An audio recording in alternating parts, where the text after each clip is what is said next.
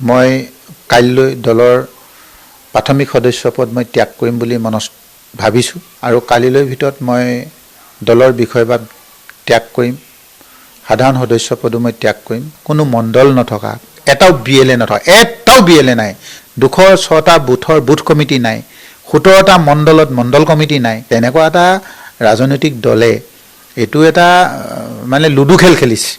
Ludo খেলত যেনেকৈ ওপৰত সাপত পৰিলে তলত নেগুডালত পটককৈ গুচি আহে, এইটো লুডু খেল খেলি ৰাজনীতিক মানে হেৰি হ'ব পাৰিব বুলি মই নাভাবোঁ। আৰু 126টা সমষ্টিৰ ভিতৰত আজিৰ তাৰিখত মই ক'লোঁ আপোনালোকক, কোনো সমষ্টিত AJP নিজিকে। এবাৰ MLA হাৰিলে, এবাৰ MP হাৰিলে, এইবাৰ MLA হোৱাৰ পিছত কোনোবা লুৰিণ নামৰ সত্তাটো ক'ৰবাত থাকিব নেকি? মই দলীয় হৈ খেলিম। কাইলৈ নিশ্চিতভাৱে আপোনাৰ নিশ্চয় গম পাব কোনটো দলে মোৰ টিকট ঘোষণা কৰে। ৰাইজৰ দল হওক বা NCP হওক বা তৃণমূল কংগ্ৰেছ হওক বা মানে এতিয়া ঝাৰখণ্ড মুক্তি মৰ্চাৰ দল কি যি হওক, মই কৈছোঁ যে আপোনালোকক আজিৰ তাৰিখত এটাই কৈছোঁ যে মই দলীয় হৈ নিৰ্বাচনত অৱতীৰ্ণ হ'ম। যিহেতু কংগ্ৰেছ দলে কংগ্ৰেছৰ নিজৰ স্বাস্থ্যটো বুজি নাপালে, আমি এই নিজৰ স্বাস্থ্যটো আমাৰ খোৱাঙৰ যিসকল কৰ্মকৰ্তা, যিসকল কংগ্ৰেছৰ কৰ্মী, তেওঁলোকে সেইটো দেখুৱাই দিব খুজিছে।